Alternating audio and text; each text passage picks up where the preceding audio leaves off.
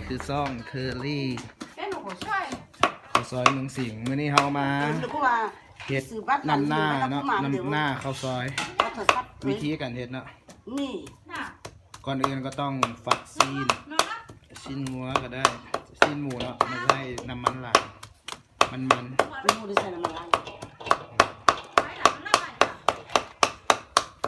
นี่เนาะแม่ครัวเฮาที่กำลังลงมือเฮ็ดนำหน้าข้าวซอย2 คน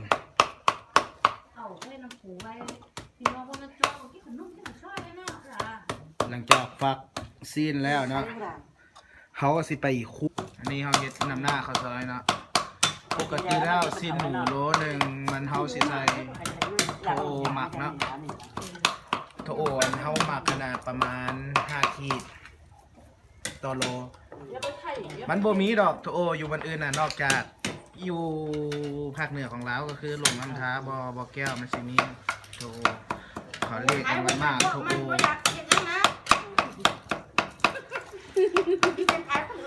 อย่าเว้าร้ายจนค่อยไล่หั่นน่ะเบาเลยแท้สาวพรน่ะก็มาบ่ฮู้นะคุณจะสาวพรกินน่ะก็พอครบเนาะมีวาง3 ชามอยู่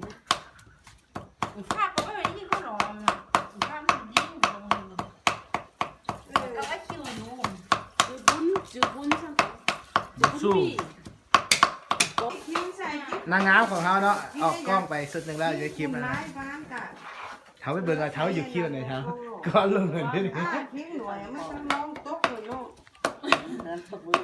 โอเคอันนี้ยังร้อนไปเสร็จยังเลยอะไรเจอใส่ไปแล้วไปขึ้นทางที่ทางนะโต๊ะเด็กครับกันนึงอ่ะซาจะเอ๋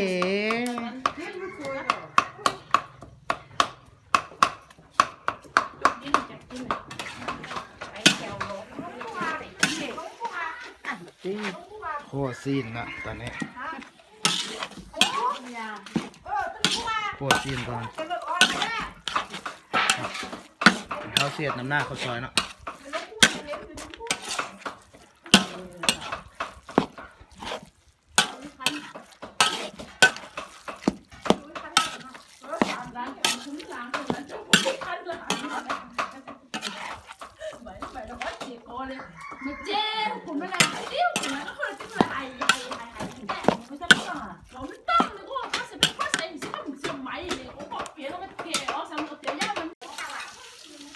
โอเคหลังจากเขาตั้งหม้อน้ำมันมันห่อเกี่ยวหัวหอมไปอะไรนะแม่ครัวเขาสีเห็ดนำหน้าข้าวซอยสูตรของภาคเหนือของแท้เลยล่ะต้นตำรับเลย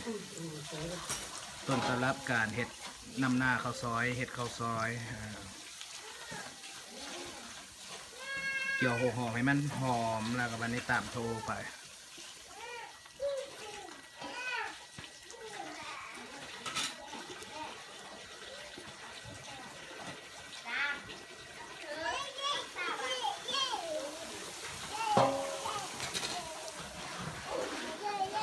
โทรเขาเนาะซีนประมาณ3 โลโทรเขาใส่ประมาณโลไป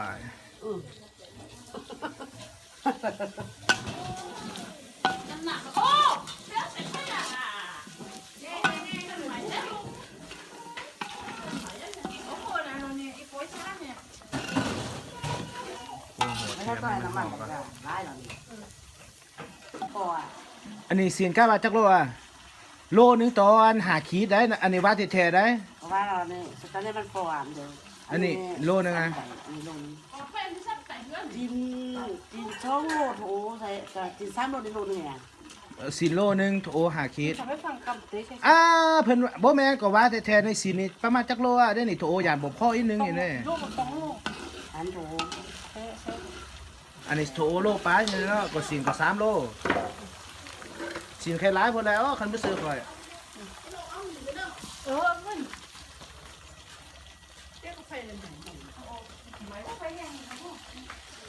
จากนั้นเราก็หัวหอมมันเลือกแล้วเราก็ใส่โถโอ บนอื่นมันบ่มีเนาะตัวโอต้องมีแต่อีหลวงน้ำท้าตอนนั้นย่ำเด้อน้ำหน้าสีแซ่บมันก็ขึ้นกับโถโอเพราะว่ามันคู่กับข้าวซอยเนาะมันเฮ็ดมาแต่โดนแล้วใส่ตือว่าบุกเข้าไปโถโอเสื้อข่อย นอนในสถานที่ไหน บ่ร้ายว่าแทน อันนั้นสาบาน คันสีมันบ่แดงนี่ยอดว่าบ่มีมาเคลื่อนเล่นเลยเห็นบ่ครับบ่แม่นว่าข่อยหาวว่าหาวให้นะเขาจะคือมันแดงต้องใส่มาเคลื่อนเล่น ว่าอันนี้ใช้แล้วเนาะถึงก็ร้ายเนาะ กลิ่นมันออกมาหอมเลย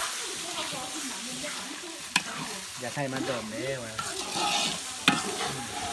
บอกว่ามันดุ้งหัวไปแต่ว่าช่างมีหนึ่งวันแล้ว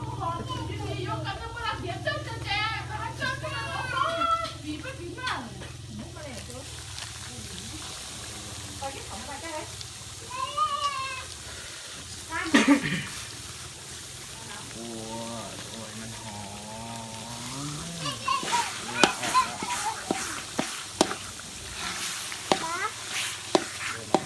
ในอากาศโอ้พุ่งสีข้างพุ่งอะทำเลย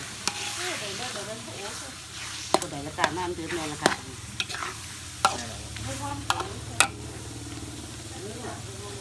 เริ่มหอมโถโอ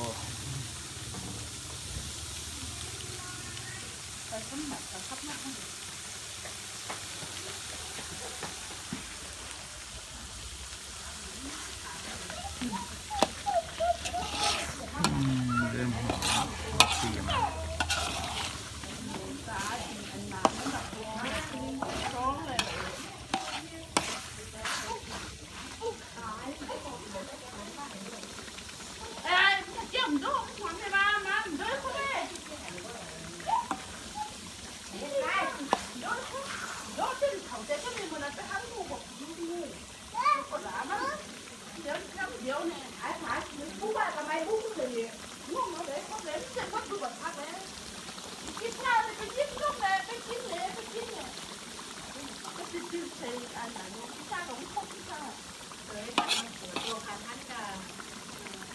ไอ้ท่านกำลังโผล่แล้วแน่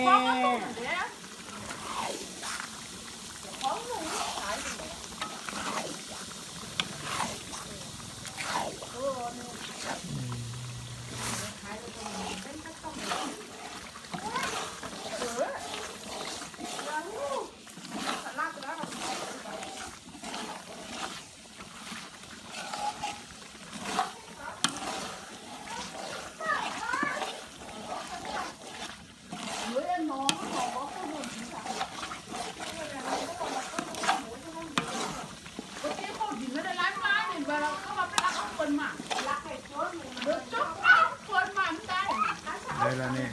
จ้า มันเสียใช่ไหมหอมแบบ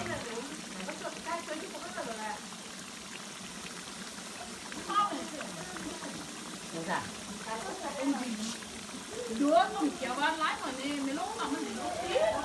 หลังจากเขาคั่วโถโอได้แล้วเอาซีนลงไปแล้ว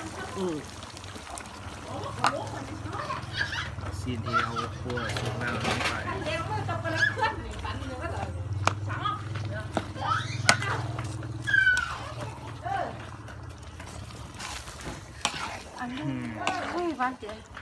ใส่ใบตองนะนะมีใบตองนะ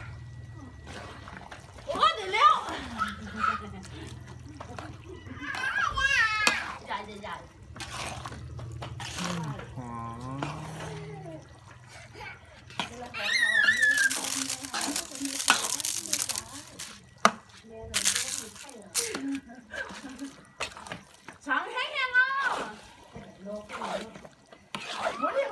ว่าใช่ไหมเนี่ย ลูกชายก็ได้ไม่ได้เอาออมแล้วก็ได้แล้วก็ได้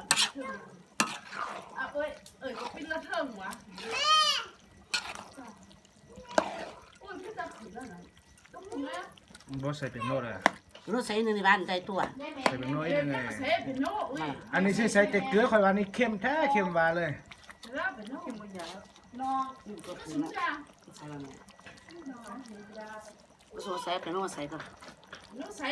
มันไม่ก็แม่นเนาะ เขาไอ้พิมเขาอันนั้นเขาเอาไปทุ่งจากเชียงรายหมดเลยโอ้มันหนัก ไม่ใส่ก็ได้เดินหลังแต่ที่ชิ้นเปื่อย หลังจากเอาซีนลงไปแล้วออมประมาณ30 นาทีเป็นอันว่าเสร็จเลย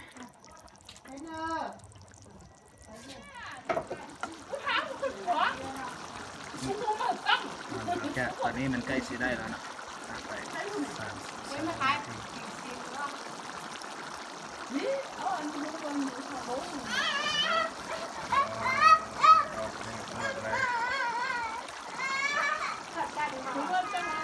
นี่เนาะสูตรนำหน้าข้าวซอย